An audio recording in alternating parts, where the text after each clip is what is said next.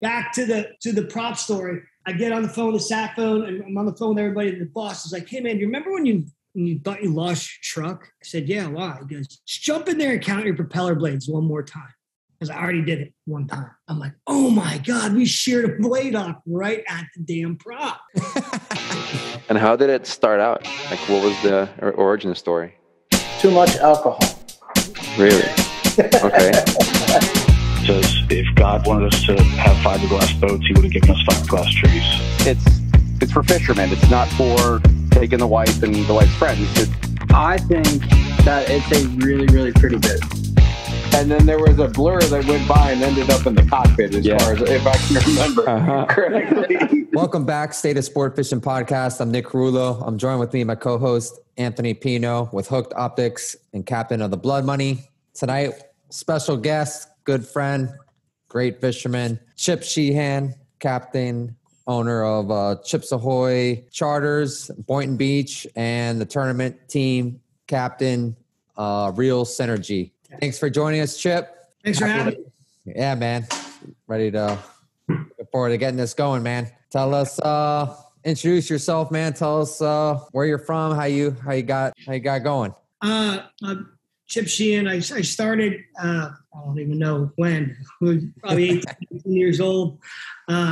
Actually, my first boat I was 14 years old, and that was the first Chips Ahoy. My parents bought it for me. It was a 23 Mako, a twin 115 Yamahas, and I just was obsessed with fishing from day one, and started from there, and then kind of wandered into the car business after that with my dad because he had car dealerships, but yet can still competitively fish. And went from my Mako, ended up getting a Dusky, and started fishing up in Maryland with my brother-in-law.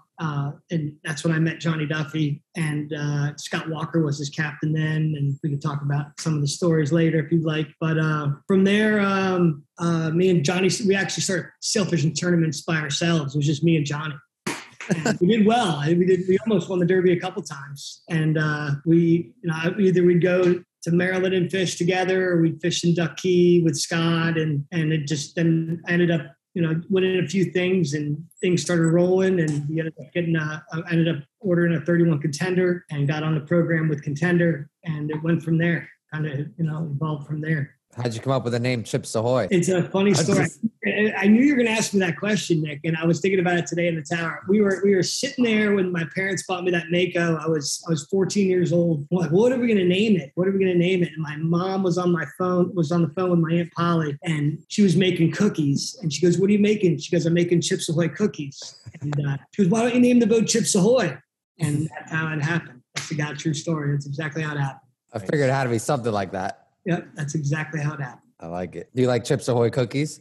I hate Chips Ahoy. Everybody brings Charters. They always like, "Oh, we got Chips Ahoy." There's a picture at my table, my play table at my charter boat. There's we took these guys from Miami on a tuna trip, and they had we caught all these yellowfins, and they're all holding Chips Ahoy, cookies in front of them. But yeah, everybody brings them for sure. Should be Bud Light Ahoy. Easy turbo. Oh man. All right. So what next? What you had your 31, then you had your 33 for a while. Dusky, that's what kind of started it all off, was the Dusky. And I didn't know where to start. I was 22 years old, 21 years old. I was working for my dad, and I was just starting to sell cars, but yet I was obsessed with fishing. And I'm I got enough money I sold the Mako for 16 grand, and got enough money gathered up to put a down payment on this Dusky. And I went down there. It was the only thing I could afford. So I went down there and talked to Mike Brown and ordered this boat and tried to compete in it. And it was, for what it was fine. Other than the one time we lost to Cali in the middle of the Miami Billfish tournament. And it was the worst thing. I'll never forget Eddie Wheeler's face as he ran by me. And we got a broomstick in a gap, and we're backing down, and it used to be a Bimini start, and we're trying to gap this Cali. And I'm like, what am I doing in this boat? But it worked out. We ended up winning some money in it. I made a name for myself in it, and got to go to the next level with Contender after we won some tournaments and did real well. And from there, I got introduced to Joe. I met Joe at one of the tournaments somehow, or Billy Cordes or somebody, and I ended up, ordering that 31 and kind of just took off from there. And just fortunate, and surrounding myself with the right people, and that's pretty much how these things work, You've kind of always have had a contender, and now at this current moment, you don't have a contender, right? What happened was I fished for Joe for 9 years. I had 3 different contenders, and I fished on his boat a lot and ran the first 33 with Matthew down there at Key West when we did real well in the counterculture. And they got another part. He had a partner for a little while, and me and the partner we got along, but we kind of didn't. And Steve Cunningham left, and Billy Cordes went to Invincible, and kind of drug me along, kept asking me to go. And I ended up going over there, which kind of wish I never did. I wish I would have stayed with Joe. He was always very good to me. And I called Joe back up, and I basically said, I'm sorry, I should have never left you. And he's like, Chippy, don't worry about it. I can build you a boat. And the bad news is, he goes, it's going to be like 5 to 6 months, and I was going to miss a whole season. And when that happened, I ended up looking online, and I found the Billy Knowles, and I bought the walkaround. And for charter fishing and what I do, I just think it's like a perfect boat for fuel burn with a single screw diesel. And so I just stayed with it, But we have I've sold him a lot of boats since then, and me and Joe have a great relationship. Nice. You have that and the Conch though too, right? Yeah, that came a long way. I had a Rambo just to catch bait in, and almost died a couple times. So I ended up buying this Conch, and it's been awesome. Nice. Come on, Nick. What do you got? Chip, what was it like when you were working for your dad, and then did you have to have a conversation, be like, Dad, I don't want to sell cars. I want to go out there and sailfish. Non-stop struggle. It was a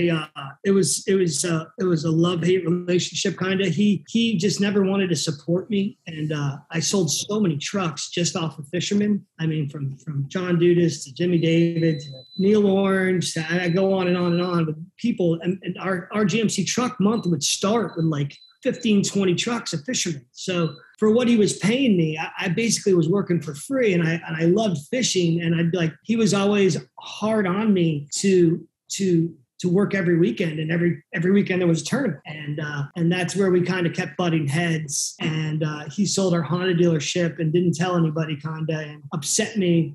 And that I sat down in my office and I said, I'm going to try fishing for a living. And I was probably 30. I was still, at the time, I was like paid angler on the Sandman, and I think I had my second contender at the time, and I was still fishing all the meat fish tournaments in my boat and stuff, and doing things in my boat. And I said, you know what? I sat in my office and cried. I said, you know what? I was scared to death. I said, I'm going to just try it. I'm going to try to fish for a living. And that's when I walked away, and I took the risk and got a slip here in Boynton Beach and started running charters. And I still fished on, tournaments on different boats and stuff like that. I gotcha.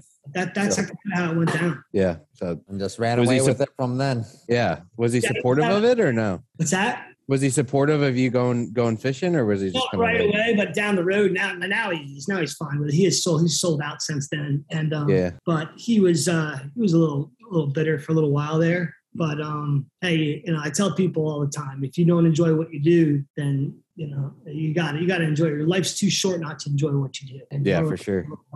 And I think I'm never going to be a millionaire, but at least I enjoyed my life, and I got to do what I love to do every day of my life, and experience some a lot of cool things. Yeah, that's awesome, man. That's a big step for somebody to take. That's pretty cool that you did it. It couldn't have been easy. It's a big step when you're sitting there. You're kind of like as a 30-year-old kid, you're like, it's like you're betting on the come. You're like, oh man, I'm going to be a millionaire. I'm going to own these dealerships. I'm going to get fish all these tournaments. And a lot of kids and a lot of people do that. But at the end of the day, when that happens, you're 55. Yeah. Or, you know what? And your prime's gone. Yeah. And I would have never been able to make the name for myself that I made if I would have stayed in the car business. I can tell you that right now, because it would you're always scrambling and trying to get a crew together, trying to get bait last minute, trying to do this, trying to be at the dealership, and it was just too much. So yeah. Do you have somebody else running charters for you, like when you're tournament fishing? Yeah, he just walked out my door. I should have kept him here. It's Ed Skyko. Yeah, he's been with me for like 8 years. He runs the boat.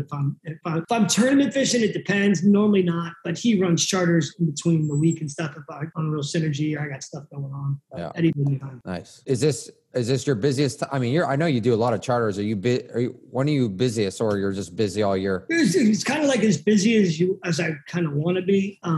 Kind of get like with this real synergy thing and being full time on that boat. I got to be honest. It's kind of like you like weed through them, and you're like kind of taking only like the great people. I mean, you're still running 3-4 days a week or 2-3 days a week, and you still make money, but it's like a lot of people want me there, and it's like I'm not going to book them unless I know they're really good people right now. So I gotta focus more on that, and just kind of not worry about clientele and just let them go, because it's all repeat and referral business, but it's good. It's very good. How long did it take you to build that sort of repeat and referral business, Chip? Well, when we started out, it was like you'd sit at the dock and like wait for people to walk by.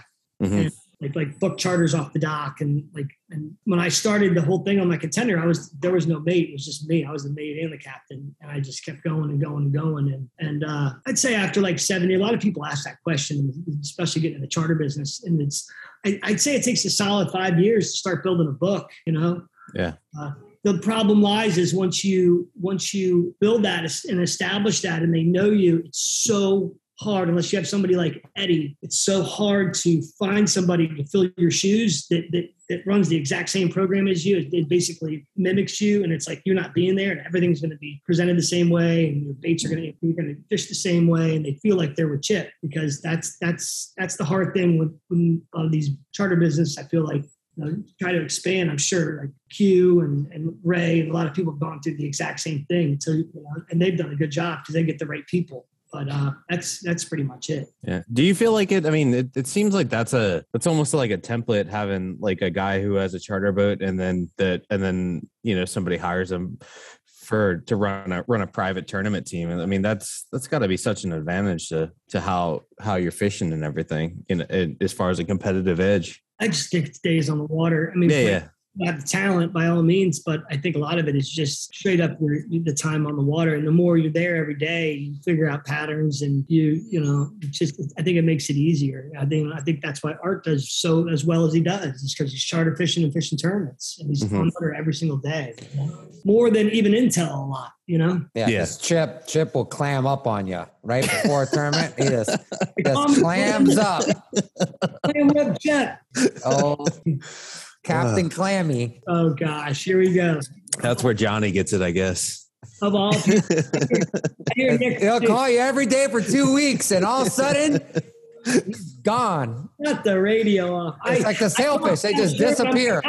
I go, Kyle, where's Nick thinking about fishing? He's like, he won't tell me. I'm like, yeah, he's clammed up. I go, he won't even tell anybody on the boat. He just goes there and we catch him, and I'm like, he's like, why did we go there? He's like, well, because I like this spot. That's the story. Okay. Oh man.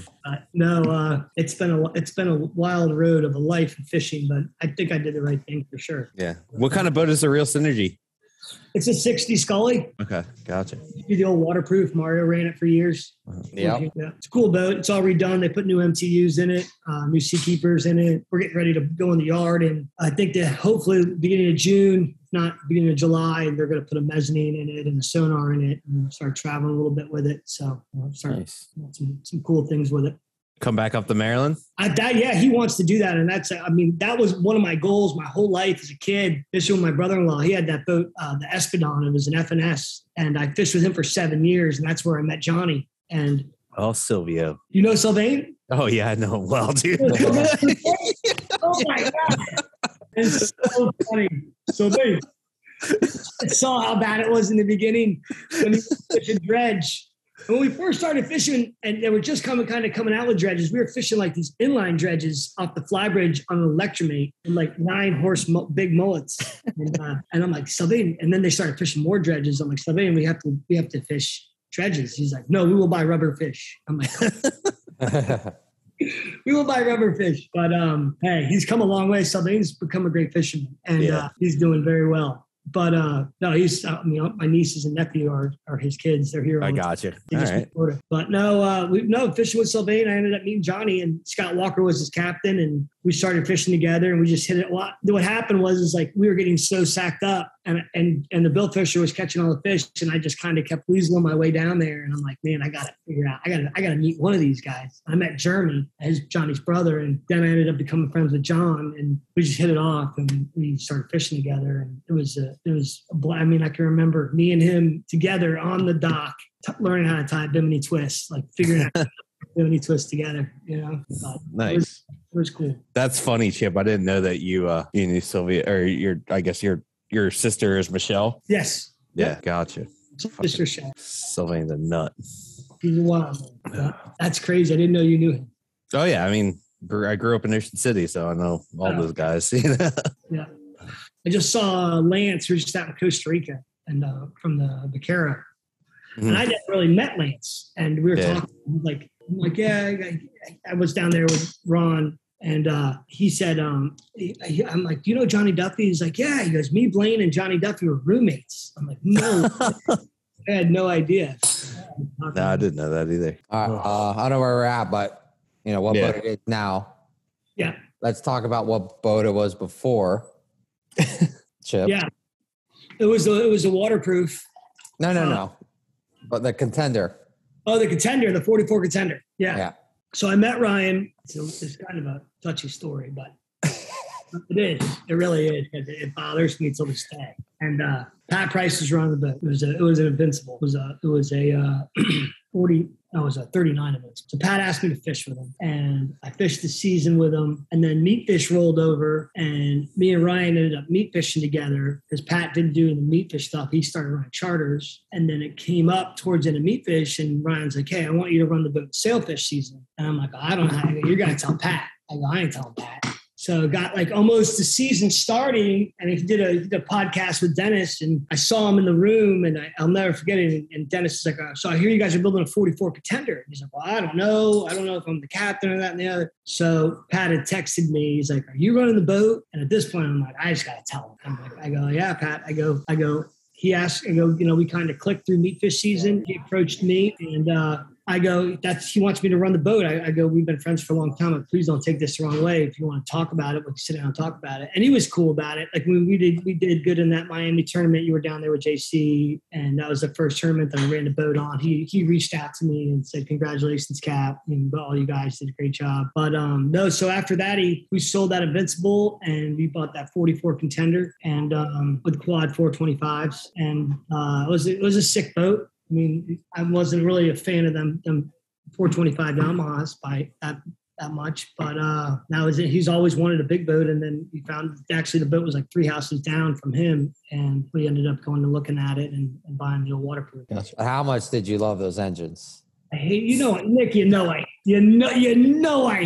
I couldn't stand it. Why'd you hate them? Dude, it was the weirdest thing. It's like got the most sales of anybody last year with the motors. But it was on a south wind. Don't ask me why. I mean, there were so many days I'd see Taylors, and they would just so veer off, like perfect line up to eat the right short, and it's just like, phew, gone. I'm like, and if that's on a north wind. It's the engines, Nick. You heard But no, I had a problem with him. And you could talk to Q, he has a problem. You could talk to Skip Dana, and he has a problem with him. But it's hard to say you have a problem with him. I mean, Sammy's done good with him this year. I think he has him on that Hydro Sport that he's running down there. He got second to Jimmy Johnson. And I don't know. I mean, I know for a fact that I wouldn't spend the money on him and put him in the back of my boat by no means. Those Verados just get eaten alive. And I'm not signed on with any outboard right now. By no means. I've been in the past, but I'm not. But I mean, you look at Art, and it's just, they'll eat the transom off that. No, I mean, they clunk, they're loud. It could have been a what do they call it? That like electricity problem thing. It was weird, dude. It was very, very, very. Yeah. Nah, Q says the same thing. Fishing on one of them. When you guys are fishing the kite fish tournaments and the outboard, are you guys like in and out of gear like all the time, constantly? Like, I got you. Yeah. I guess you can't really like I know some guys use. I throw in sea anchors. You try shutting everything off. I tried everything on that boat. That's why I said, is an electricity thing, because I know Mark Lamb had a major issue with that. He had these tester things that he put in the water, and something that he had told me that he had problem with whatever type of current that the engines or electricity puts in the water. Look at Nick laugh. So Yamaha's just, you heard it here, folks. Yeah, the Yamaha 425, you can't compete. Don't waste your money, folks. Oh God, Yamaha's gonna hate me. Mark's gonna kill me. Yep, there goes your sponsorship package with Yamaha. We ran all the way to the corner in that boat, and me and Tim, and we fished for we ran 120 miles, 600 gallons of fuel. We fished for, I don't know, maybe an hour and a half, chased the white marlin around for a little while, trying to catch him. And we looked at each other and we're like, we ain't making it home. We couldn't even go after an hour and a half, 2 hours of fishing, we're like, we're going to run out of fuel. And the funny thing is that the Goose, Timmy Maddox's kid, just did the same thing last week, ran over there, checked in Bimini. He's like, oh, I got enough fuel, starts running out the fish. He goes, Chip, I ran 271 miles.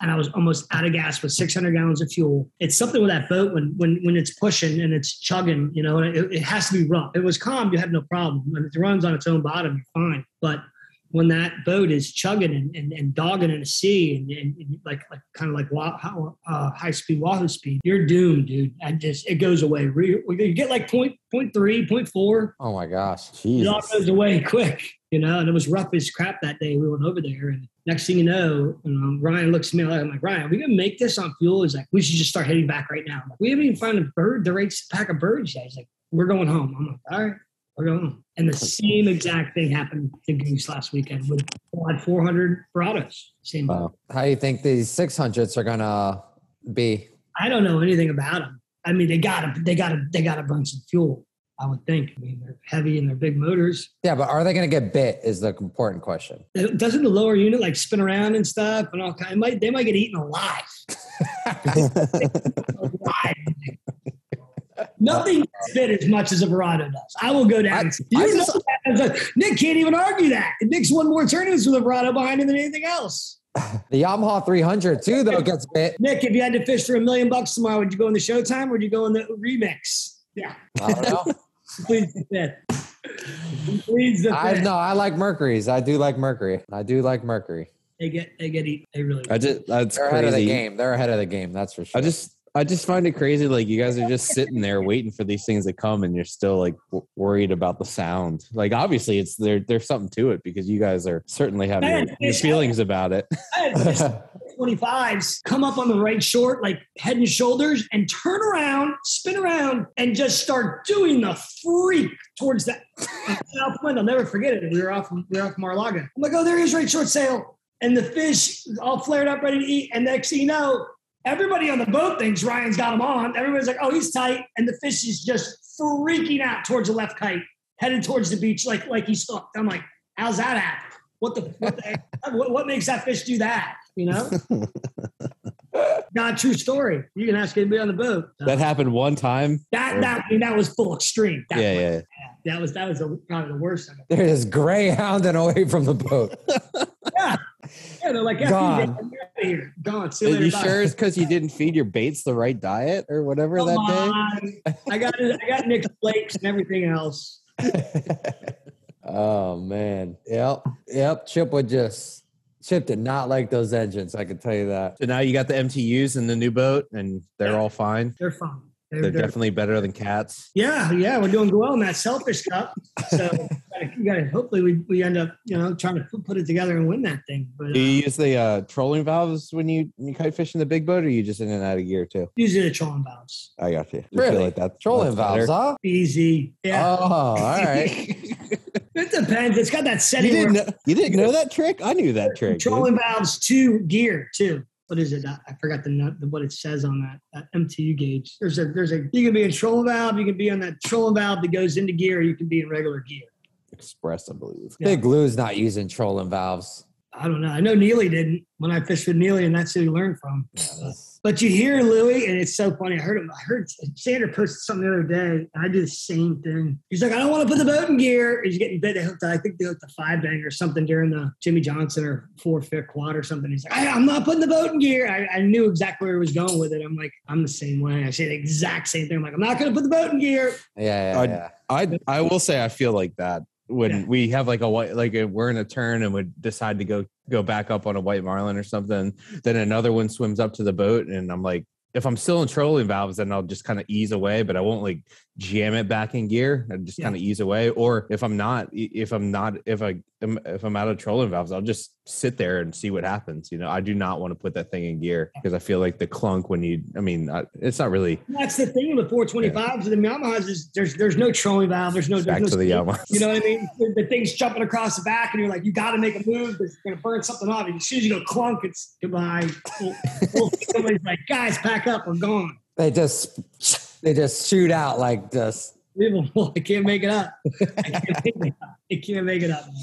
Oh man. All right. So you fished 2 days of the Florida Cup, right? Yes. You caught 24, 23 and 20. 23 and 20. Is that like the one where you can fish from Key West to Jacksonville or something? Yeah. Pick any 5 or 6 days. 5 days, and you can buy a bogey for $500, or not a bogey, a mulligan for $500. So you get 6 days total. I'll tell you what. I was like, go ahead.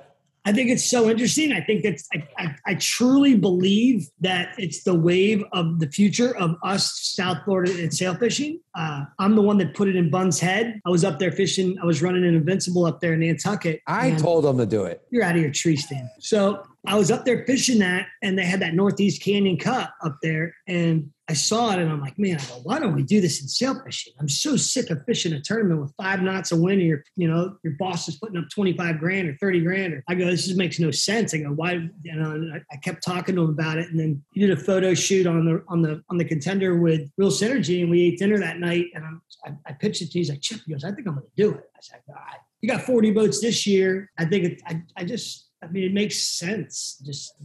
I wish we'd fished more. It's going to be a lot to learn. Like there's boats now, like I was talking to Randy today on the phone, and he's like, we're just going to scrap it. I'm like, what do you mean you're going to scrap? He goes, well, can't get the crew together. Can't get this, can't get that. I think we're just going to just say the heck with it. But they waited too long. I mean, like we've had 5 20 fish bites this year, and we got fortunate enough to declare 2 of them. But I'm guilty for waiting too long on some days. What's the time frame, Chip? It's it's November 1st to May 31st. Oh wow! Huh. And everybody thinks they're going to tail, and they might tail on the Keys, and they might bite. And there's usually, Nick knows more than anybody. I mean, there's usually a great bite in April in Miami. Maybe that's what there has been every year, but they didn't tail last year in the Keys. And, they tailed a little bit in June, and even prior years, if I remember right, it was like a couple of times it was, early June, mid-June when it did happen down there in the Keys. So it's really, it's really interesting. I think, I'm excited about it. And I think it's just. Oh, it doesn't. Yeah. But we're still going to see the best of the fishing here coming up soon. You think so? Oh, absolutely. It's coming. What makes you say that? It's March. Could it be over? It's just, it's clockwork. It just, for the last few years, April after season's pretty much over in Miami, it's just going to fire off. We're going to get that purple water to push in, and a lot of those fish that people are catching in Palm Beach and further up, they're going to find a good time off Miami, and it's going to go off. I mean, like Louis, I don't know, maybe it was 2 years ago off Miami on an east wind, not tailing. I think he caught like 38 for a ton on an east wind. Not one was tailing. I mean, all kite bites just pouring. Wow. No, I remember that was a couple. It was a year that Jimmy David ran that Real Easy boat. It was right after they were supposed to win the jackets, and they flopped or something. Something happened, and they didn't win. And then they bit their faces off. What was that? It was the final sale, I would imagine. And then they bit like the 3 days in a row. We won that one. We won that one. You won that one. That's when you won the jackets for the 12th time or 15th time. But yeah, the Real Easy, they were like lined up to win that one. Yeah. And then they hired the big gun, and it didn't work out for him. But like the day after the tournament, the day after, and the day after, it was like 20 fish, 50, 18 fish, 17 fish. There was a lot of fish being caught. But you're still gambling. Yeah, I mean, you could just wait, and then it never happened, I guess. When does that fishing? They've had fishing like in the, I guess it would be late spring, early summer, off of up to the north, right? And is that later in the year? Yeah, it's out of. You're done. You're done. I gotcha. It was like in July. I got good Scott Fawcett and a couple of them guys up there. 12, 13 bites a day. But that was after May. It was July, August, even in September. I got good up there. That never happened. I don't remember that happening. Yeah. I didn't even know Big Lou's they're fishing the Florida Cup, and they haven't even fished one day. No, one day. He's going to spend it like 5 days in a row. Yeah, I mean, when they get the the last cold front of the year or something like that, it's just going to be like, yep.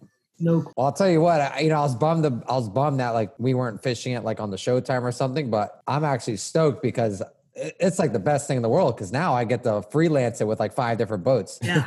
So I'm waiting. I got Big Lou ready. I'm on standby. I'm waiting for Chip a phone call. 100% come with me. No. What, did you just end it? I caught 17 with Richard last week when Chip caught 24. Well, he was supposed to come with me, and he went stealth mode on me. Went crickets. Calls me a clam, and let me tell you, phone never rang, folks. Oh man! The only time I got a phone call is today because Chip's like, "Hey, what time's the podcast?" We were out fishing. I'm like, "Oh, I got to call somebody. I haven't even heard from him. I haven't got an email. Like, let me call him." So obviously they weren't biting today. They weren't. They actually weren't. It looked good. But we ended up catching 3 out of 5 and the tuna. It wasn't that great. The Daiwa reps on the boat. They had a Daiwa and stuff, but they had a good time. At least we caught a couple fish. Wait. So now that with the Florida Cup, so old number 7, they fished 2 days, right? No, they fished 4 days. 4 days.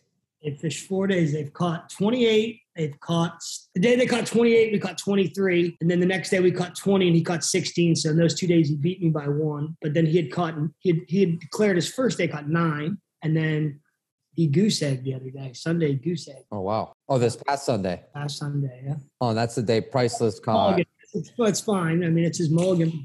He's got to get his days in. He's got to push it because I guess the boat's got to go to Cat Island or somewhere like that. So, and that's what's going on, I guess, with quite a few boats. They got to get out of here and go. So he's trying to jam his days in. So. I gotcha. You guys got anything for summer lined up or not yet? No, the boat's going to be in the yard. As soon as the cup's done, the boat's going to be in the yard. Mezzanine and sonar done. Yeah. At Willis, they just had X-ray vision thing where they scan it and everything and do all this stuff. Oh, good God, that's a scary proposition. You don't want to do that. You see all sorts of stuff that you want to see. I called Duffy. I'm like, Duffy, who do we use? He's like, just use Mark Willis. All right. He's either Willis or Ivovich versus all these like people that do it on the side and stuff. He's like, you want to use somebody, that well-rounded. Did you get the squeaky Seakeeper fix? I plead the fifth on that. Here we go. We can't talk about that, Nick. That's not. No, it's not fixed, and they're off now. Oh my! Here we go, Anthony. He's not the first person to blame a bad fishing run on a. Have you ever heard a bad bearing in a Seakeeper? What it sounds like? It's gotta no, because we don't have a Seakeeper. Very hard. But yeah, I'm certainly not the first person to say something about the bearing. I service the thing. Is like, hey man, I want to let you know you got a bad bearing. So when they spool up, you're going to hear it squeal and whatever. It's loud. It's annoying and it's obnoxiously loud, isn't it? It's crazy. Yeah, it's loud, and the sales know it's loud, and the salesmen like it. It is. Hey, so are you going to fix this thing or what then? We're going to just keep her shut down for a little while and keep catching sales. Oh, here we go. There you go. Shake the brains out of the poor boss. No, I know. We got to get it. We're going to get it. Yeah, right. Chip's like, it's fine. Under warranty. The thing's a year old. They just did service. I'm like, how do you not just fix the bearing when you're doing the service on the Seakeeper? Oh, we'll be back. I'm like, okay.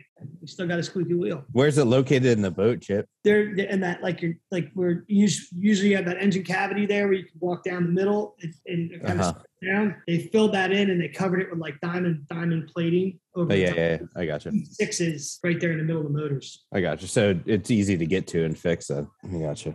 I know some people that have to like take apart half the boat to fix something like that. There's other things like that. like because they redid this boat and they put these big motors in it, and Mario didn't have the motors in it, and just some of the things you try to get to, it's like, wow, unbelievable. So, like, why they didn't think about what they had to do, but we're gonna fix it all when we do the meds. It'll be a lot better. Yeah. Overall, how are you liking the transition to the big boat from the little boat? I like it a lot. I mean, it's a lot less wear and tear on you. It's there's pluses and minuses by all means, but I like it. I love the boat. The boat is awesome. I miss fishing in the center console sometimes and how fast you can catch them and making a move so fast. Yeah, definitely. Being able to fish around that, it's got to be a little tough, huh? Yeah. Not getting used to that. A lot of thinking. And that tower on a boat, I talked to Mario about it, and it's a big, the way the tower is laid out, it's just a hard tower to you have 4 or 5 fish on, you'll run, it's easy to run one over. It's like, you're like, to see on the other side is so far. And like that day, the 2 days we caught 43, I think I ran 4 over. And, oh my gosh. What up, Nick? Jeez. I called Mario that night. I'm like, Mario, dude, I go, this is not good. I fished that throughout the whole season. I haven't ran one over. And the first day I ran 2 over, and the second day I ran 2 over. And he goes, you can't run that boat from the tower, Chip. And Mario's, he's legendary. Wait, what do you mean? I don't understand. Why can't you run it from the tower? Come up when you and decide not to go on Seraphin and come with me, then you'll see. Even Maddox was up in the tower with me. Timmy said the same thing. He's like, dude, you can't see. It's like the throttles are on the wrong side, and it's awkward. It's awkward tower. And but it's still my fault. I still shouldn't run them over. Still should not run them over. But I mean, and then you got times where you're fishing spinners and the clear line, and you got 3 or 4 of them on stretched out, and you turn away for 1 second, and one guy's backed off. By the time he gets tight, he's already underneath you, and you're like, sing pow, that's gone. But, Nick, oh, this is awesome. Running them over. Okay, stop. I'm guilty. Oh my gosh, now I'm embarrassed. Who hasn't run a fish over? It happens. Yeah, but 4? Jeez. I mean, you can run back days. Hey, you're getting 44. No, it's more than that. 44 scales. We had 67 bites in 2 days. I forgive you, Chip. I So think it's going to be okay. Count as part of the 67. Not 43 that we caught. Yeah, it's a small percentage. 67, you ran over 65 or 67, whatever. I think it was 30. Who knows? If the Seakeeper was on, you would have ran him over. All right. Oh God! I knew I was going to get tortured here today. Yeah, you're probably right, Nick. If the Seakeeper was on, I would have had a better balance. You would have scared him away from the boat. One side, around over, and it would have been all good. Yeah, they would have been just hauling ass down, sea away from the boat. It would have been fine. They probably would have got no bites with the Seakeeper. Who knows? God forbid you had to fish the 425 in that day. Jaime had his Seakeeper on. He beat me the first day. We beat him the second day. He beat me by 5 the first day. We beat him by 4 the second day. That's funny. But that's it. I mean, like the boss, after the day, he's like, yeah, I go, Jamie caught. Did we catch the most? I go, no. I go, Jamie caught 28. He's like, I go up.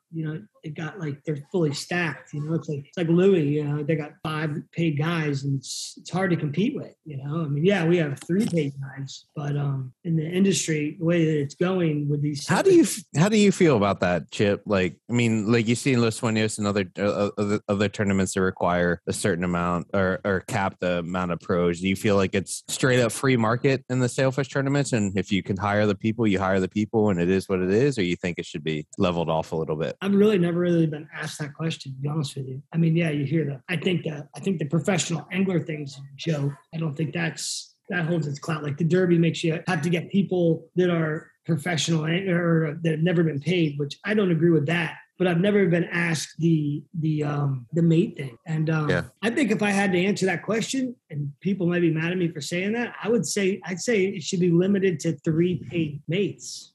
That's just right off my head, because I guess it doesn't matter in a way. I mean, they're going to have the people on the boat either way and not be paid and get paid under the table. I mean, there's a percentage or a section of anglers that are amateurs that are fish more than most pros. You could. She's phenomenal. Yeah, she don't. Yeah, you could go around anywhere, but I can. Like times where Tim Maddox could fish with me in the derbies. Like I haven't been paid, or it's like there's different people that are great. Like Mark Wadlinger, he's a great angler. It's like, but but we have to like scrounge up people because they haven't been paid, try to get a team together to fish the derby. I think that's just a stupid rule. As far as like, the derby's tricky because you have to find the right guy to be an angler. But, what Anthony's saying, which like you said, limiting them, I would probably maybe even out the playing field a little bit. Do you think it hurts the attraction of fishing a live bait tournament when it comes to like that? We're good. I mean, we have a great team, but I mean, I shouldn't know if I should say, is this not, you can edit this stuff or no? Yeah. I mean, we're not going to edit whatever you're going to say, but no, I mean, whatever boss it is, maybe my boss isn't Sandra McMillan, you know what I mean? Or my boss isn't, whoever it is that can pay 6 guys and how do you deal with that, right? How do you compete with somebody that can pay, or, maybe my boss isn't Austin. How do you compete with somebody that can pay 6 guys to go fishing every day, and you leave the dock and you're already $1,800 in, or whatever it is, $2,200 in just to pull away from the slip. Yeah. But you got 1990 whatever Chicago Bulls back there, and it's all over. Yeah. You get the opportunities, you're gonna, So is there something to be said about that? But no, that's just how it's been. And I'm fine. It feels good when you beat them. I'll tell you that much. Yeah. When you sack them up and you win, So Nick, you're pretty much single-handedly ruining sail fishing, is what Chip's saying. Not me. I already have 3 paid mates. I'm just joking. No, I mean, I guess you just kind of got to let it. I mean, that's the way. Yeah. You got to just, because if you get into it, it's just going to turn into a shit show. But there are teams out like Chips. There's teams out there with 6 paid mates. Well, I won the Doers Cup with nobody. When I tell you, I mean, I don't want to say nobody because they're friends of mine. But like, sorry, guys. Like absolutely nobody. And it was 2 days against Louis, and for the last hour and a half, everywhere he stopped his boat, I would permanently set less than an eighth of a mile to the north of him for the last hour and a half. And Neely taught me that in the Sailfish Kickoff the year before when I was working on a Sandman with Neely. He did it to Louis, and that was like his protege. And I'm like, Neely, you keep setting up to the north of him. So fast forward about a year. Now I'm in my first contender, and I'm fishing against Louis for these rings and this Doers Cup. And for an hour and a half, I just jumped Louis. And everywhere he could have ran 25 miles to the south. I was running 25 miles to the south. Where I assume you were winning by like a couple fish or something like that. I think we ended up winning. How does your, I assume you know Louis pretty well. I was young. I was was he motherfucking you the entire time, or had to have been. Like we were acquaintances. Had to have been. Now, the Ms. Meter was pinned. He was zit. He was zit. He was zit. It was this. But no, we talked about it. Like we got to be closer after. We weren't that good of friends then. Do people understand that and respect that sort of tactic when you're sail fishing, or like in a super competitive environment like that, and you're just trying to protect your lead? Like, are people like, yeah, I would have done the same thing, or like, fuck that, fuck that guy? How do people react to that? I think that's a hell of a conversation to have right there. People. It depends on the person. Yeah. I mean, look at Jeff Scott that one couple of years. He would just set up on every single boat that had a fish on and put 5 spinners in the water. That was just ridiculous. But I think when the time is right and there's a couple $100,000 on the line or $100,000 on the line, you got to do what you got to do. You can jump each other all day long, but I don't know. It's a touchy subject, that's for sure. I mean, that's why I like this conversation, because it's not my fishery and I don't have to worry about it. I mean, you want to win. You don't want to lose. You don't want to. Yeah. I just think it's so cool that that scene is so competitive down there, and people like, if you did something like that in Ocean City, people would lose their absolute mind, But in Florida, that's just kind of something that you see, and everybody kind of is like, well, tournament fishing, yeah. Well, do you do that shit, or would you set up? Because I would do that. I would definitely do some shit like that. I've done it, but there are times when I could have done it and I didn't do it because it just didn't feel right, Yeah. Last summer, there was a tournament that we won. It was the Labor Day tournament. And I had a good first day in this boat without a sonar. A good mentor guy. I don't know if you know him, Chip, Gary Stam. He started catching them. and he didn't have a sonar, and I ran over to him. Like I ran right to him and next to him, and I was like, well, I'm just gonna fish next to him with my sonar. Yeah, and we didn't, we caught enough to maintain the lead, but we didn't we just caught one fish that day, which was enough to keep us from winning. But I was like, I'm not gonna sit where I am and let him not influence what I can do, Yeah. So it's a touchy area. I mean, I was young when I did that to Louis. I still feel bad till this day. It's if you get older, you're like, and you're going to build relationships with people. It's definitely way harder to do that. At least and every spot's different. Like Nick will tell you, if you're fishing the Green Door, you're fishing some, like even in Boynton and different cuts in the reef and stuff. You can be to the south to anybody, they're just going to pop up regardless. Doesn't matter how you kind of north set them. But if they're pouring through, then I just aggressive moves intrigue me, and that sort of fishing. When you have to be super competitive, and been fortunate enough to fish over in Los Sueños, and you see guys push each other off a spot or something like that. Oh, God. So that was loud. Let me turn this back down. But yeah, so I just find it interesting when people do those sort of moves, Yeah. So hold on a sec. Nick, where's he at right now? Yeah, where's he at? Like, is he in Maryland? He's Maryland, but he's actually in Costa de Campo right now. He's in Costa. Where's Costa de Campo? I don't know. Oh, he's in DR. Yeah. Sorry, but they have a really nice yacht club with really good Wi-Fi here, but apparently they like to play their music. So I'm the only person in here. And they want to play the music. Yeah. So can you still hear that or no? A little bit. That's all right. Don't worry about it. All right. Adds character. So what else, Nick? Remember the time we went to? Didn't we go tuna fishing with that guy Dave, my neighbor? Or we went tuna? Was it tuna fishing? Yeah. Too bad. Yeah, tuna fishing. We caught a couple. Yeah. That's when I first met you. How many years ago was that, buddy? Oh, that was a long time ago. 15 years ago, probably. Yeah, that was a long time. Yeah, but I thought it was me, you, and Tim, maybe. It was me, you, and Maddox, wasn't it? Yeah. We got our ass kicked on the way home in that CV. Yeah, we got crushed. We got destroyed. Where'd you go for that? Out the corner or something like that? We were in the channel in Lucaya. And these guys made me think that we could catch them with dead sardines. We did catch a couple. My one mate crushed him over there yesterday. He got him real good in the channel. It's crazy, man. I'll tell you, people crush them with the dead sardines, but I'll be honest, I've never crushed them with the dead sardines. I mean, I've caught them, but the pilchards, it's just a different ball game. No, I mean, I've done it both ways. Yeah. You got to be way more for them dead sardines. You got what? You got to be way more patient, and you when you pilchard fish for them tunas over there, and you see, and first off, you're from Miami, so you have no problem catching pilchards. We have no pilchards. It's a big deal for us to have 200 pilchards, and you're going over there with 3,000 pilchards, and you've adapted yourself to that, and that's how you know tuna fishing. That's how you know. That's what you've learned. That's what you've done.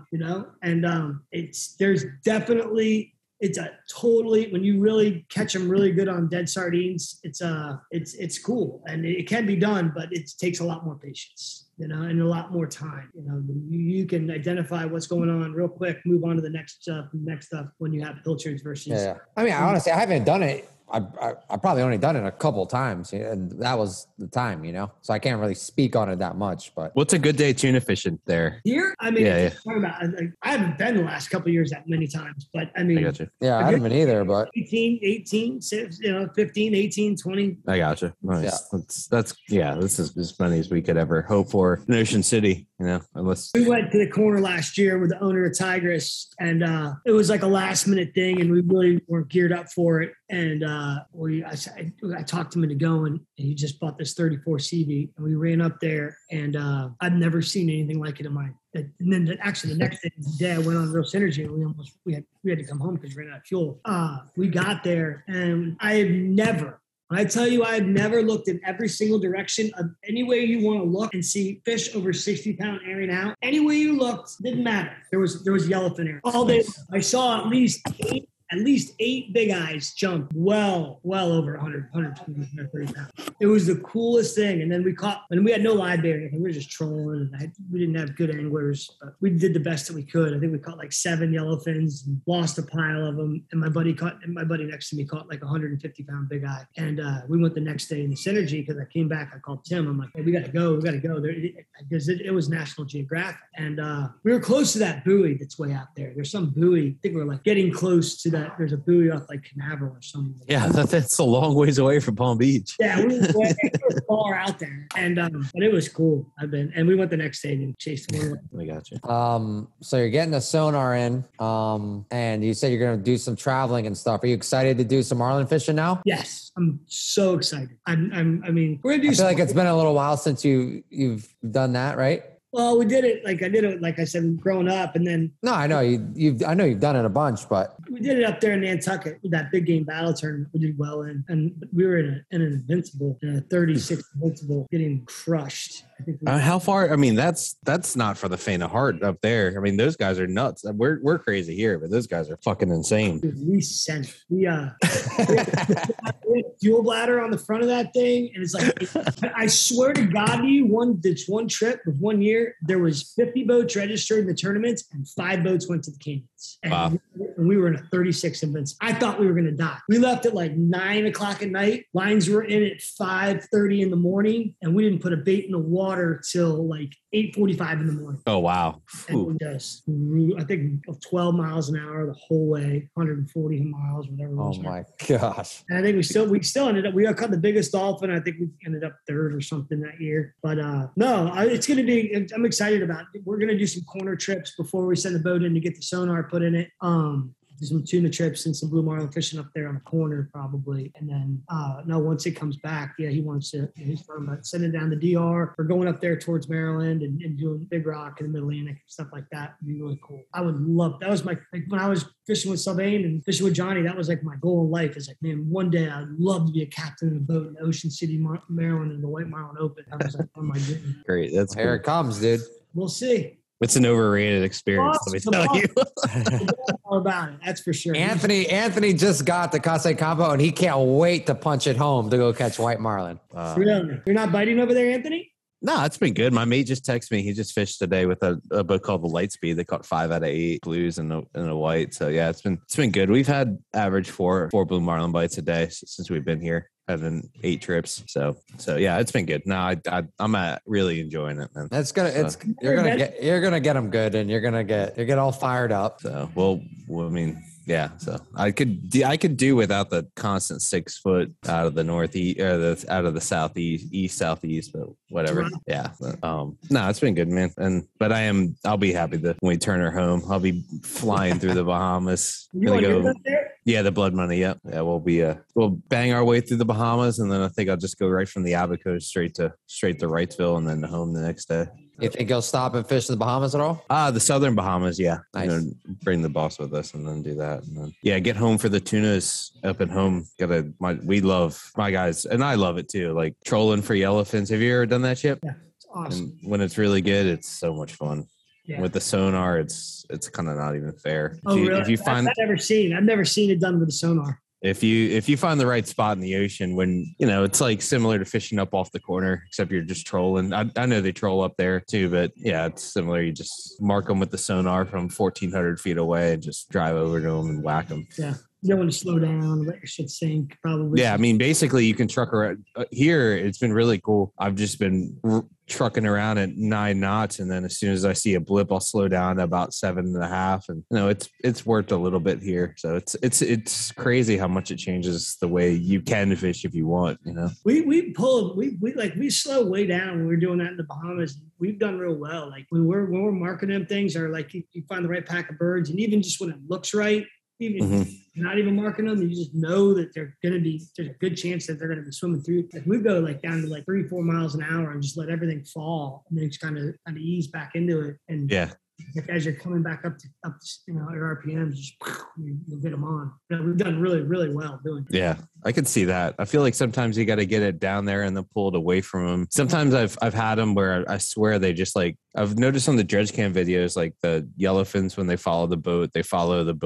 They you think when a yellowfin comes up, because you see that explosion that they come from a long ways, and they just kind of see you and come, but they actually track the boat from like a white marlin or a blue marlin does for a while, except you don't. They're much deeper. So I'll slow the boat down, speed it up, and something like that, and get bit. Just something to trigger them to get the bite. Yeah, so that's cool. Yeah, man. Hopefully I get invited up for that. Dude, you got to come, man. You're invited any day, anytime you can come. I have 2 free rooms that literally I'd collect dust. Like there's nothing that goes on in those rooms. So Perfect. Where do you keep the boat up there? There's your buddy Nick, Kyle Sherman. Hey, he's fired up. He's fired up. That's Kyle right there. Where do you keep your boat there? Harbor Island or? No, it's Sunset with everybody. Yeah. Then got cut. What was that? So Ben got cut there. Yeah, he did get cut there. Yeah. Yeah, let's talk about it. I don't know if we should talk. He wouldn't care. He'd be proud. Nah, yeah. He got cut from the team. Maybe one day they'll let him back. I miss the guy because he's over there now, and it's amazing. Like if you're not in, it's such a little microcosm in Sunset that like if you're not there, that you don't even like call those people for reports or anything. It's kind of crazy. How many years have you been there? I've been on the Blood Money there for 10 years on that boat, and then another 6, 7 years when I was mating as a kid. So, you remember they used to have that party there with what's I don't know his name, John Godowski and Rhonda was his wife. What was yeah. They used to throw a 4th of July party like for everybody. Party there right at the top and stuff. Yeah. That was when we actually had a boat there, like our family's boat, the worst boat in the whole marina.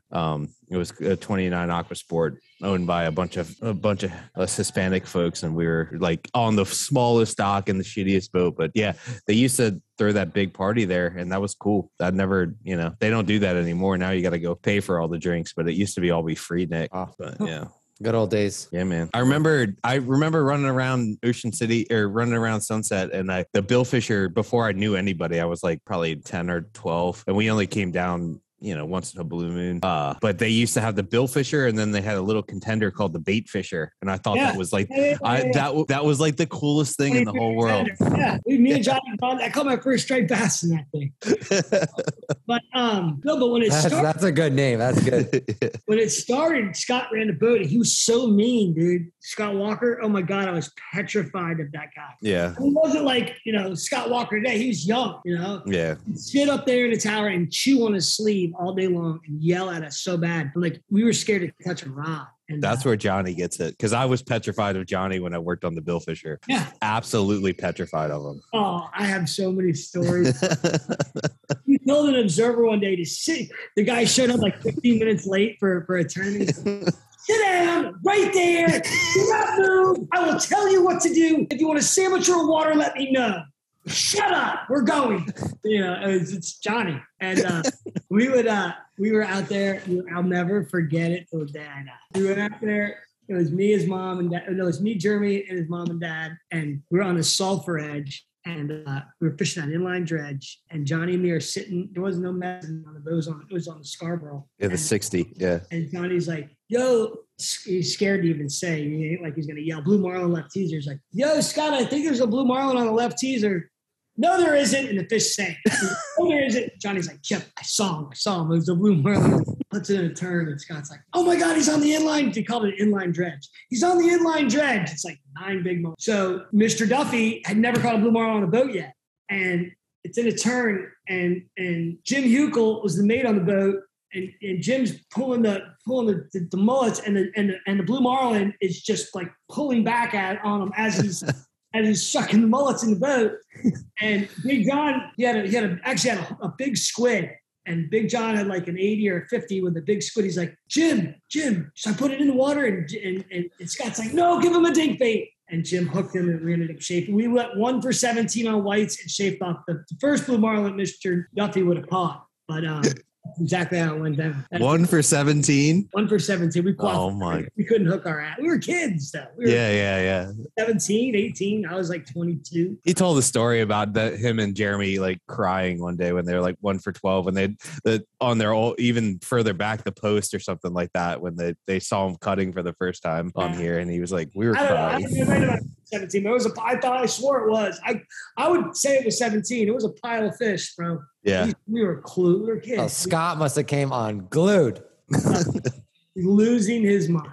And then we go to Duck Key, and now Johnny's got the Billfisher, and Scott's running the tailwalker, and I come down there, and there's like this body of fish. We were kite fishing mostly. There was some sight fishing, and Scott's like, me and Johnny are up in the tower, and Scott is just sacking everybody up. I mean, I was a kid. I don't even know if I had started sailfishing tournaments yet. And I think Scott caught like 28 or 29, and we had like 11. And we're like up in the tower together, and Scott's right next to us. And Johnny ran over one of his fishes, and Scott's like, I'm just going to count it. He's like, yo, Johnny, do you see the white marlin in the middle of the sails? And Johnny looked at me, he's like, I don't even see the sails. I don't see them either.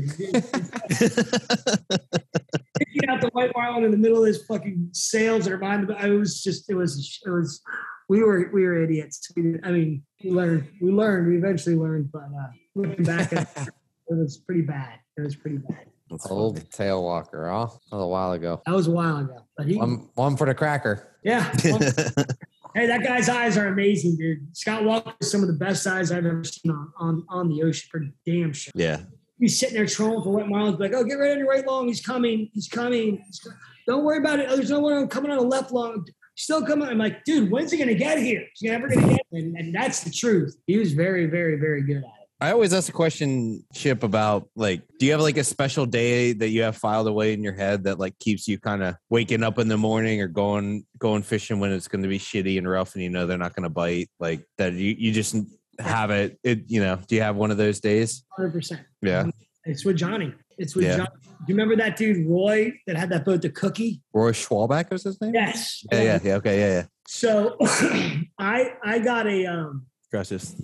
We had a flood here, and I was getting pulled. The Derby still to this day is like my favorite tournament. Okay, thanks. And the only time I ever won the Derby was with Neely, and then we showed up late. Didn't you end up winning it with Tori? Were you with Tori? I worked for him, but I didn't win. I wasn't with him when he won it. And we showed up late and gave it to him. We should have won it that year, and we got second with Tim Maddox in the cockpit waiting for me, and Timmy missed 6 sails of all people to go he was 1 for 6.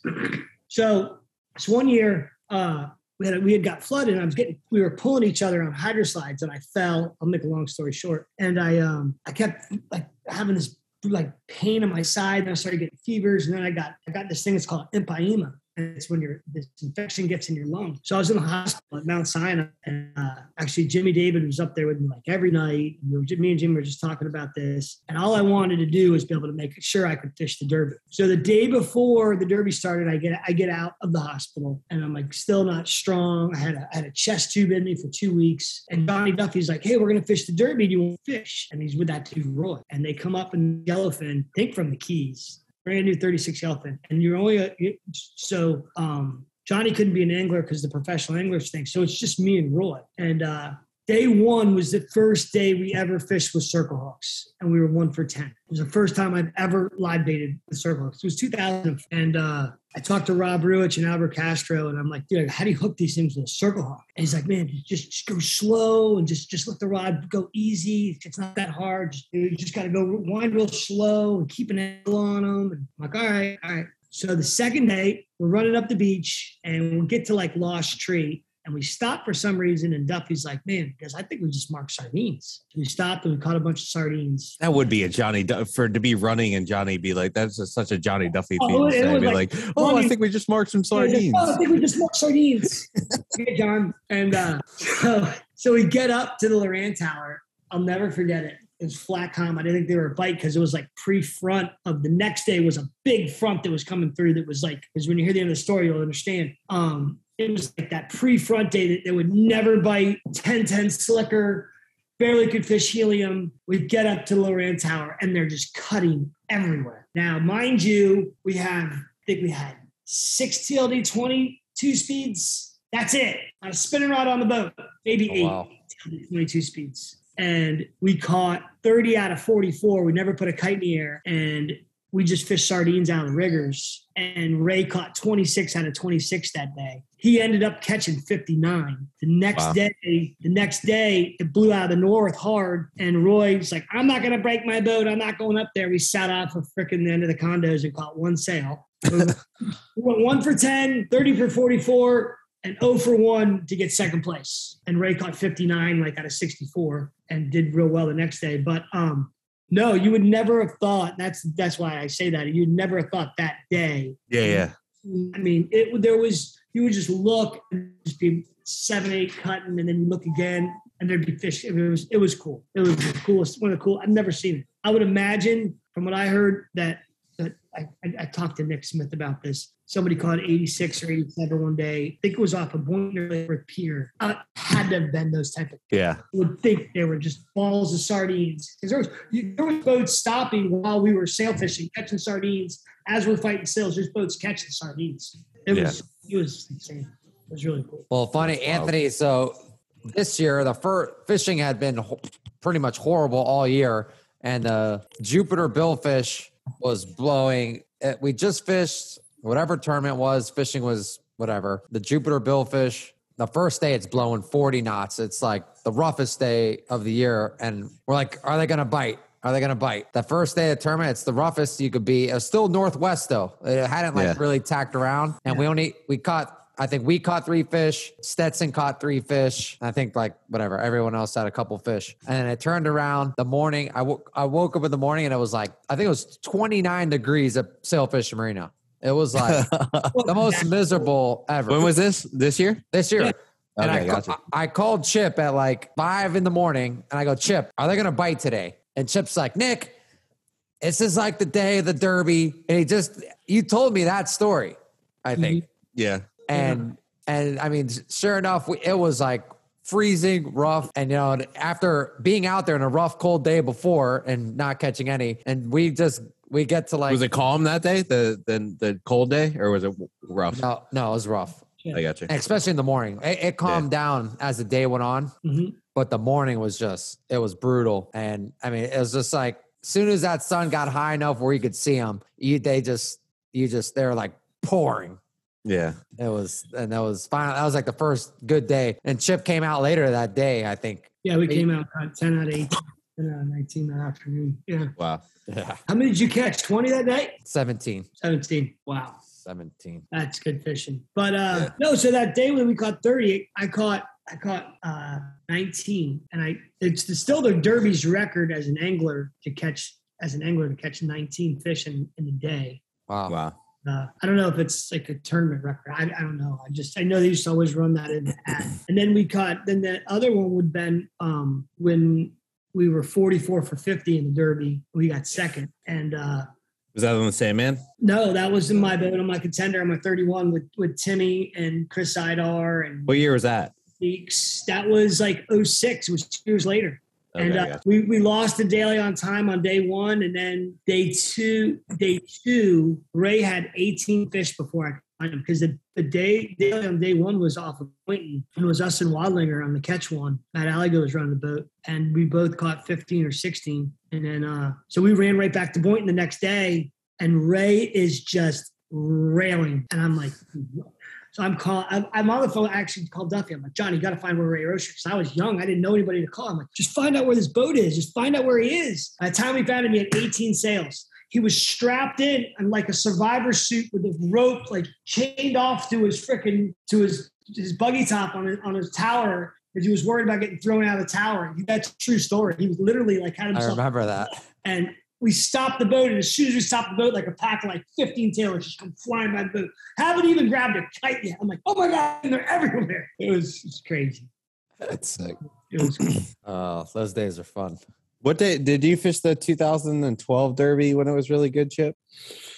The 12, yeah. We actually that year we got top center console. I fished with a doctor, and I think we caught 40 sails, and I think we finished 6th.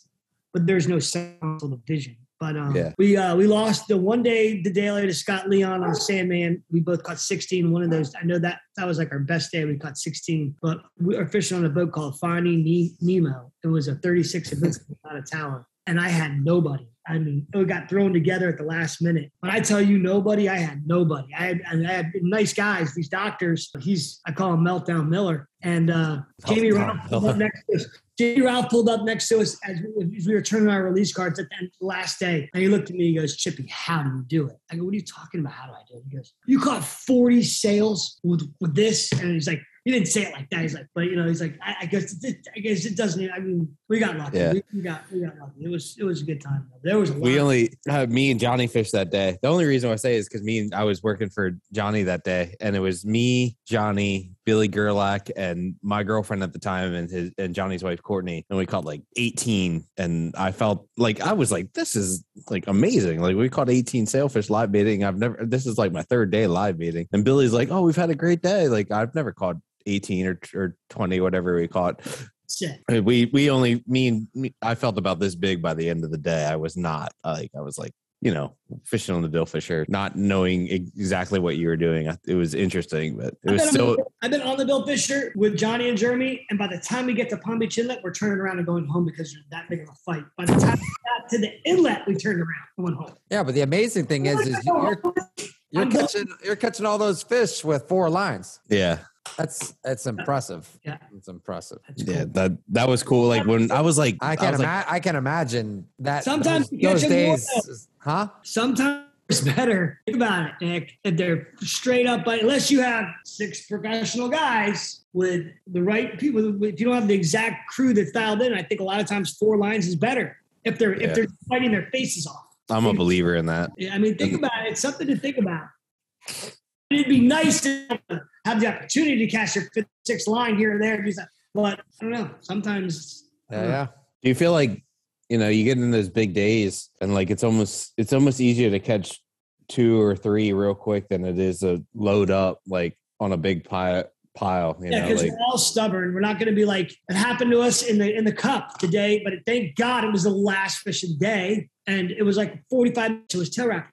Just cut the thing off. If they're biting, just cut them off and be done with it. And that's when, you as a captain, sometimes you just like, we got to catch it. We might go through a lull if we don't catch this one. This guy has taken a while, and I think that sometimes the less is better. I mean, definitely not. I mean, I don't know. It's a tough It's subject. A tough one. Like, I feel like when they're really like, and I know I've heard people when I fish on the Tranquilo over in Costa Rica, there was a tournament where we, at the end of the day they were biting really good and we had to maintain our lead. And it was like just hook 2 and back up and, and half the time we'd hook a 3rd one as we were clearing up, but you needed to get those 2 and then set back out and go fishing. Cause if you got bogged down on one, you almost is like, we're losing time here, I mean, that's it. And if you only have 4 great anglers and you have 2 half decent anglers, you'd rather have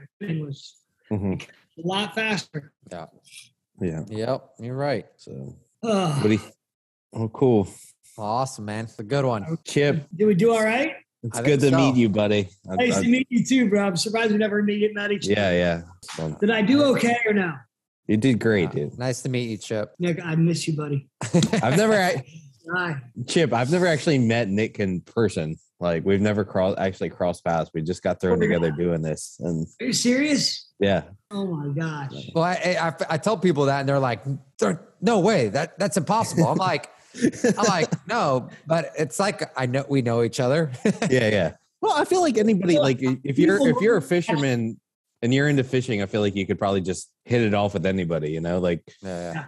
So I'm going to leave you with this now for the Billfish group. I don't know why I'm even saying this, but I'm going to say it. Oh, I can't wait. I always wanted to do one thing, and I've never done it. I don't know why I'm bringing this up. I'm just going to throw it out there. I think as the Billfish group, nobody's ever done this. You should, and it's going to sound stupid, but think about it after this, we hit the off button. Nobody's ever made a book of fishing language. You ever thought about that? In charter fishing, people have absolutely no idea what we're even talking about. And it goes from a word from what a mahi is to what a sailfish is to a bite. You get sucked off, plucked off, burned off, shaved off. However you want to do it, right?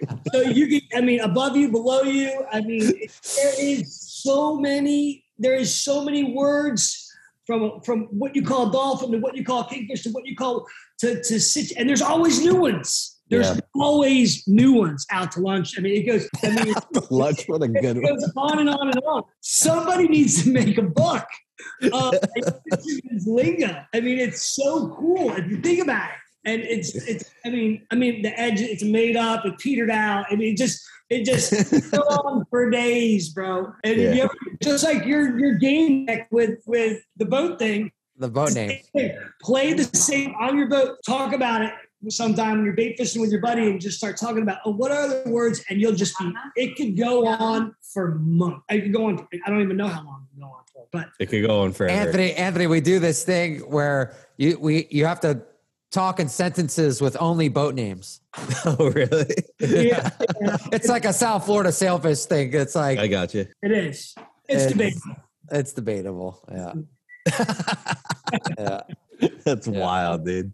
I will say I was showing some friends of mine from college the boat one day, and we were at sunset, and I think we had just finished up and they came down to eat dinner, and I was going to go to dinner with them. And then a friend of mine, Jason Genther, came up to me and we were talking about the day. And then we just I was like, all right, man, I'll see you later. Good luck tomorrow. He was kind of trying to get some info, and I was giving him like just doing our network thing like everybody does. And my friends were like, what the fuck were y'all talking about there? Yeah. And like they're because especially up at home, we do all the Loran lines and everything. Worse. Yeah. Maryland's worse than us with their lingo and whether they talk.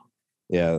The Loran lines and everything like that. So yeah, they and the thermocline, like they were like, what the hell were you talking about? And that I remember that night vividly when they were like, can you explain to me what just happened there? And it took me 40 minutes at dinner after. And it goes on, Nick. It goes on.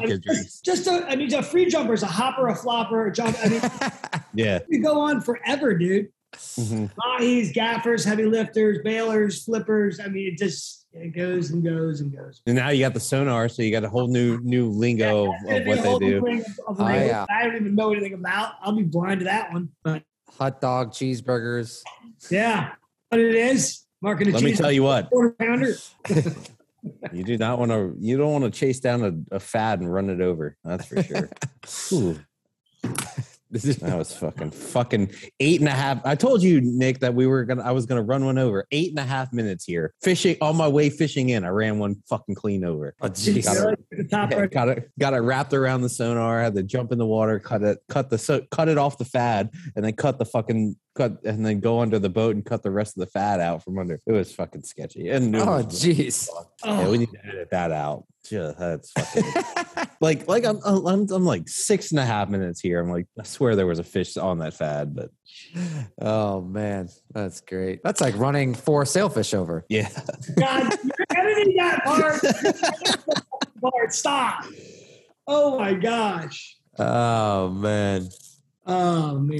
You want to hear the worst one I ever did? Before I let you go, we were running to Harbor Island. I was trying to before he lets us go, like he's the one doing the interview. Sorry, I didn't mean to say it like that. Please go on. No, dude, this is perfect, dude. So I'm running to Harbor Island, this 60 Viking, this rambunctious, and we're just passing Stirrup or at Disney Island, and all of a sudden, what the hell did I hit? We're like at 2,800 feet of water. So I'm like, it's just me and this guy, the owner's cousin. I'm like, Louis, you want to jump in? He's like, man, you drive, you dive. I'm like, I hate it. So I get in the water and everything looks good. I'm like, hey, man, everything looks good. And I get back in the boat and I put it back in gear and there it goes again. And I'm like, oh, God, what is wrong with this boat? So now I'm on the phone with Caterpillar. I'm on the phone with Samuels and Viking. I'm in the water. And now we got an air tank involved and everything else. And like the week before, the guy, my client from Nantucket, long story. We had a big night. There was a band playing up at Two Georges. He came down. I put all of his rods in the back of my truck. And somehow we were kind of wild that night. Somehow we left that truck at my mom's house. Well, I went back there in the morning to get my truck, and I thought I left it at Two Georges, and I ended up calling the police. And the police came, and they're like, they got the app, my OnStar activated. They're like, yo, do you know anybody at 725 Shore Drive? I'm like, yeah, it's my mom's house. I'm like, oh my God, I felt so bad. Back to the prop story. I get on the phone, the sat phone, and I'm on the phone with everybody. And the boss is like, hey man, you remember when you thought you lost your truck? I said, yeah, why? He goes, just jump in there and count your propeller blades one more time. because I already did it one time. I'm like, oh my God, we sheared a blade off right at the damn prop. And it was because the cavitation and them 60 Vikings that were known for with the tunnel hulls in them. And I sheared a blade off. I felt so stupid, man. I was in the water like 15 times on the phone with everybody. And I'm like, it's part of becoming a captain, I guess. Learn it the hard way. That's it. I feel like you're just there's some do it hard way that you get real easy. Yeah. If you're gonna do it, it's probably gonna make blood money. Yeah. It's gonna. There's definitely going to be a wire transfer involved. Yeah, if you don't do it right, I'm up with a blank check. Blank check. That's right. We never use that one, Nick. Blank check. Blank check. That's a good one. That's a good one. Yeah. You're going to get an ovation for this one. All right. Wow. Oh boy. All right. Go ahead. Go eat some Chips Ahoy. Yeah, I'm going to go eat some spaghetti and meatballs. Actually. Yeah. Oh man. Cool. Right, Thanks, Chip. awesome, That was fun. I'm gonna text Johnny. We gotta do one with you and Johnny. I think that'd be fun. That would be awesome. I was just talking to him when I was in Costa Rica last week. He's awesome. All right, man. All right. So cool. Chip Sheehan, thank you. See you guys. We got to do some heavy editing here. See ya.